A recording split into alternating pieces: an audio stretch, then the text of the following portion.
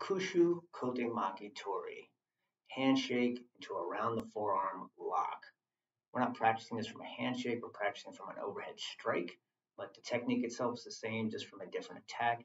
If you want to see it from the handshake, we practice that as a variation to Akushu Kote Tori. You can watch that video separately. Suigetsukan Akushu Kote Tori. We're going to practice this technique from an overhead strike. We have two versions of it. One is blocking on the same side, one is blocking from the other side. To help you practice the technique and to demonstrate the technique, taking a belt, tie two sticks with tape to the belt, put a knot on each end. I put a double knot on this end because I'm going to put a hand, one knot on the other end, so we'll come to the door. And I got my upper arm, my forearm, and the elbow joint, and then the wrist joint. The first attack, both overhead, I'm going to block on the same side. I'm going to block, I like to imagine I'm making a house, a roof over my head. Often when people are defending themselves, got the elbows in and the hands are up. That's great for protecting strikes that are parallel to the ground. This is more of an overhead strike coming in downward motion. So I'm going to come up, bring those elbows up, the house. On the first technique, I'm blocking on the same side. If someone's attacking me with their left hand, I'm blocking with my right hand on the same side, and vice versa. That strike is coming down, and I'm blocking on the same side. Now, I shouldn't say block, it's more of a parry almost. I am blocking it from hitting my head, but I'm not going to stop the motion. I'm going to meet the motion and then fade out of the way, letting them go through with their motion. I'm redirecting their motion as opposed to stopping it. The strike is coming down. I'm meeting it on the way down before it hits my head, keeping contact and getting out of the way so I can feel it. They're going to go all the way through their motion until they're almost out of energy. Strongest here, where I meet them, I'm out of the way. They continue through with the strike. By the time it's at the end of the motion is when I'm going to grab the hand. The strike's coming down. I'm blocking and meeting it. My outside leg is going to circle out of the way, and I'm bringing the hand down to my other hand. One hand is up to meet theirs. The back hand is coming down to my hip. The hand's going to be open, and I'm redirecting their hand right into my waiting hand, then reinforcing it with the other one.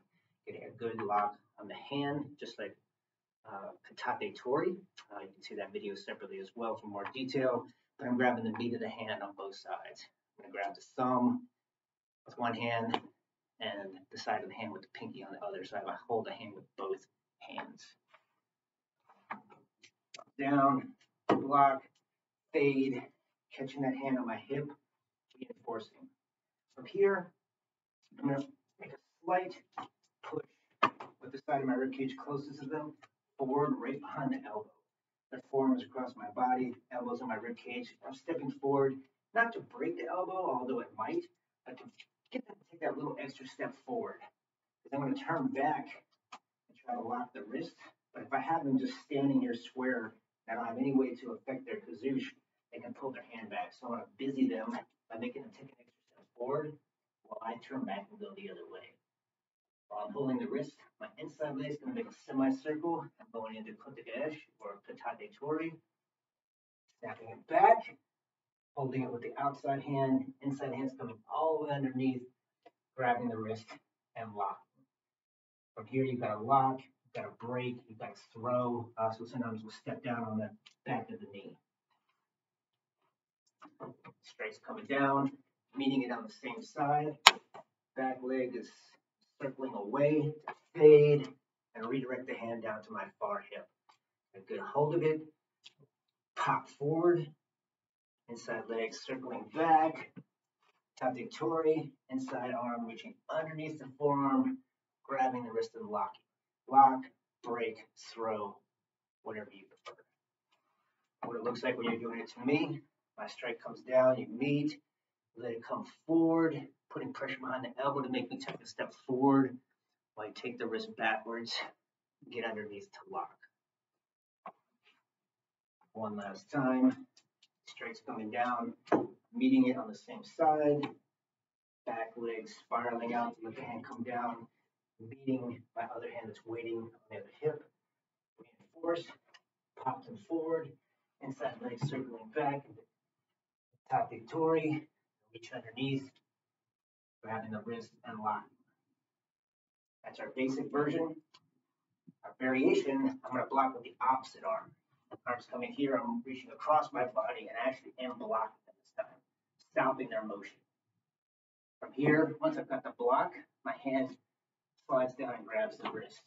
My other arm comes underneath the elbow, either the hand or the forearm. I like the forearm, some people use the hand, either way. I'm going to use counter pressure. I'm pulling the wrist down as I'm pushing the elbow up with my hand or forearm.